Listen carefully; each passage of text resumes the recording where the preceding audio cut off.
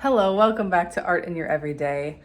This week, we're going to be repurposing some old t-shirts because I know all of you have some old t-shirts, or you have t-shirts that you've cut the bottoms off of, cut sleeves off of, you've cut them in some way, and you have some sort of scrap. Because I have a lot of those. I even cut the bottom off of this t-shirt specifically for this project, actually. Also just because I needed to cut the bottom off anyway. But that's what we'll be doing.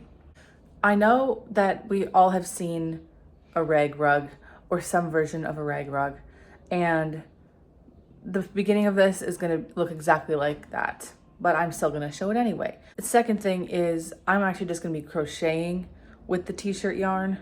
I'm not going to do the whole like braiding into sewing it together. Like, I don't want to do all that. So depending on how many scraps you have, this could be a baby rug, a big rug, a seat cushion like I made them before.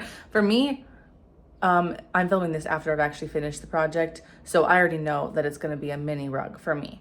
But once I have more t-shirt scraps, I'm probably just gonna keep adding on to it because I didn't even have that many scraps and I already made like a pretty decent size, but I'm not gonna spoil it. You have to wait and see. So you wanna cut all your t-shirt type material into these strips as long as you can. But some of them that were too long, I did cut smaller because I want to alternate the colors. I'm not only using t-shirt material, I'm also using this like material that you see in those white tank top undershirts. And then this is like a sweatshirt material, but I personally wouldn't use too much of that kind of material. I think it'd be too thick. Most of this material is from like sleeves I've cut off of things or the bottoms of t-shirts I cut off of things. So if it's a tube and it's connected at both ends, there's a trick that is very nice to make it a longer strip than just this length. However wide you want the strips, you just cut these lines, but don't cut this last fold here. So you'll want to be able to like unfold it like this. So now I made a cut here. So this was attached. I made a cut here to free that. Now I'm gonna make cuts connecting this line to this line, this line to this line. So it's essentially just like cutting lines like this because then it makes one big long strip. And now I have this. Now I have all of my strips. I'm gonna alternate colors. So I laid them out in the order I want to put them in so that it's just easier for me to remember. And now I'm gonna attach them all. In order to attach them, you just cut a hole in the two you want to attach, thread one through the other, and then you're gonna thread this tail through its own hole.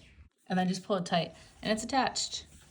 All right, it's all attached. I've made it into this ball. I have no clue how long this will go for, but I'm just gonna start crocheting with it and see how far it gets. And here she is all finished. It's not super big. It's a nice size for this little nook in my room. And I think that if I have more t-shirt scraps, I'll probably keep going. I don't know, we'll see. Okay, something that I will say is I did include scraps from that kind of like white undershirt material. We all know what I'm talking about, the like ribbed white undershirt. I would not recommend using those because I did actually include it in my t-shirt yarn, and then I ended up just taking it out once I got to it when I was using it because it sucks. I hate it. If you're braiding it like a traditional rag rug, maybe it would be fine, but I'm crocheting with it. No. Thank you so much for watching. I hope that you enjoyed. If you haven't done something creative yet today, go and do something creative. Bye.